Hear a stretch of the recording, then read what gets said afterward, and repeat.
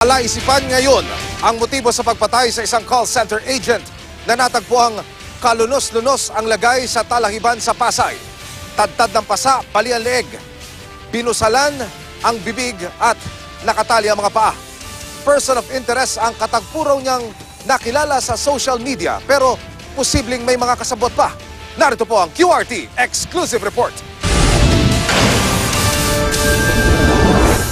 Huwebes, March 14, nagpaalam sa mga magulang ang 31 anyos na call center agent na si Jake De La Peña na papasok na siya sa trabaho.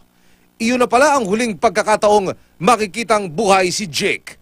Kinabukasan, March 15, nakita siyang patay sa talahiban malapit sa isang malaking shopping mall sa Pasay.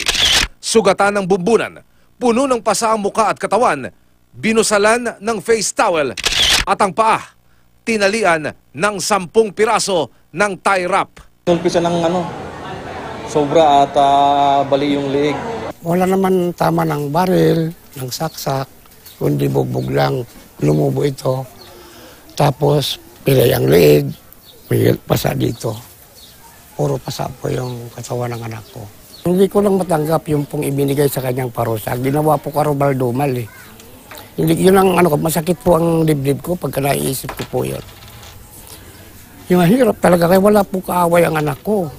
Dahil maliit lang ang bahay ng pamilya De La Peña, sa katabing bakanting lote nakaburol si Jake. Mabait po na tao yan. Kahit dito po sa mga kapitbahay magtanong kayo.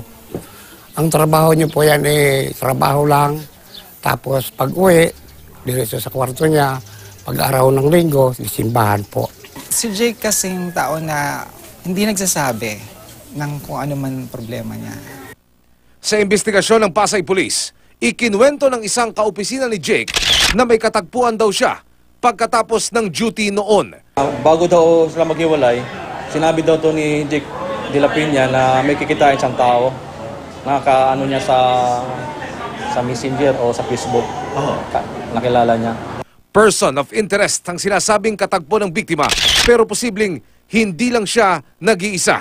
Yung pagkamatay niya, hindi lang gawain ng isang tao dahil hindi naman siya pwedeng dalhin mo sa lugar na yon kung walang sasakyan at walang kasama yung gumawa sa papatay sa kanya. Special namin sobrang may pangangailangan tong tao na to. Tingin ng Pasay Police, kilala ni Jake ang pumatay sa kanya at hindi basta robbery ang motibo sa krimen. Pero wala pa ring linaw ang investigasyon lalo't walang na-recover sa crime scene na mga personal na gamit ng biktima gaya ng kanyang cellphone. Sa ngayon, iisa lang ang nais makamit ng kanyang mga mahal sa buhay. Katarungan. Itatabla po ako ang buhay ng anak ko. Jake, kung nasaan ka man, ibigay mo sa amin yung lead kung sino naman gumawa sa'yo para mabigyan ka ng hustisya. Ngayong uso ang mga eyeball o meet up sa mga nakikilala sa social media.